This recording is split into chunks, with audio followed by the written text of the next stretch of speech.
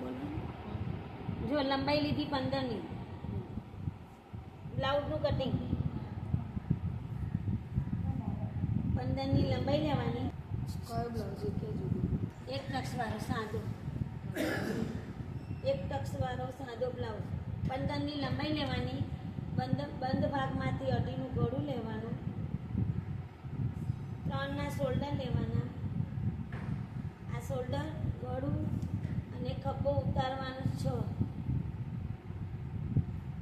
પછી તમારે અહીંયાથી 2 કરવાના, 2થી પછી એથી રાઉન્ડ આપી દેવાનું. ત્યાંથી 10 લેવાની છાતી, 10 છાતી લઈને તમારે અહીંયાથી 9 કરવાની કમર. બરાબર. પાછળનું ગળું કરવા માટે તમારે અહીંયાથી 3 લેવાના, 3નું ગોળ કરી પાછળની પેટર્ન બતાવશો. આમાંથી જશે તમારે 3 છોડવાના, નીચેથી પણ તમારે 3 છોડવાના. એને જ તમારે અહીંયાથી રાઉન્ડ આપી દેવાનું. અહીંયા 2 હૂક આવશે, અહીંયા પણ 2 હૂક આવશે. પાછળનું રાઉન્ડ કટિંગ કરું છું, જોઈ લો. આ બેને પહેલાં અલગ કરી દેવાનું, કાપડ બધાનું કાપી નાખવાનું.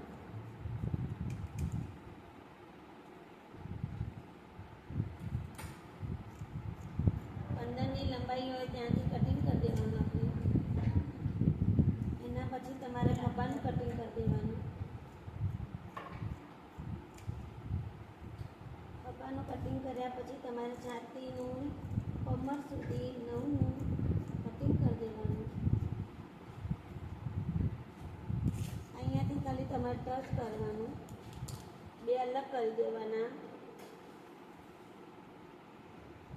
આ પાછળનો ભાગ અલગ કરી દેવાનો, આગળનો ભાગ અલગ કરીને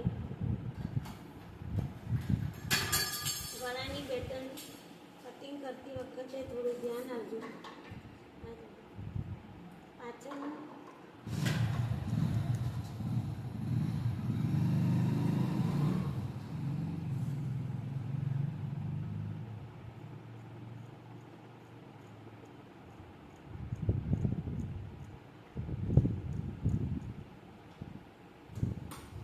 હૂકવાળું પેટર્નવાળું બ્લાઉઝ.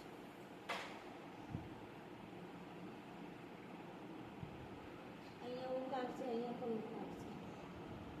માટે 6નું આગળ ગળું ઉતારવાનું, રાઉન્ડ આપીને કટિંગ કરી દેવાનું. અને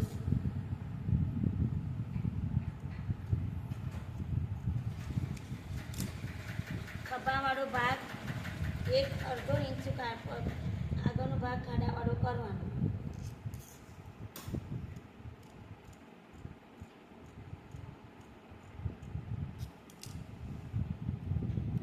આને 2 અલગ નહીં કરવાનું, પાછળ હૂક હોય આખું રાખવાનું.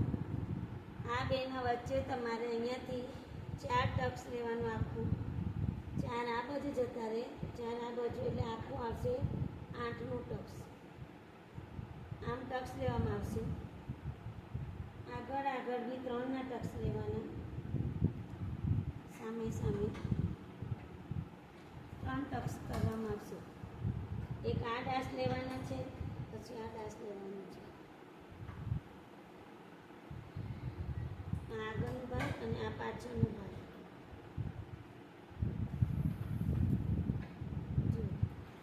આ તમારા પાછળનું હૂકવાળું પેટર્નવાળું બ્લાઉઝ કરવામાં આવ્યું છે.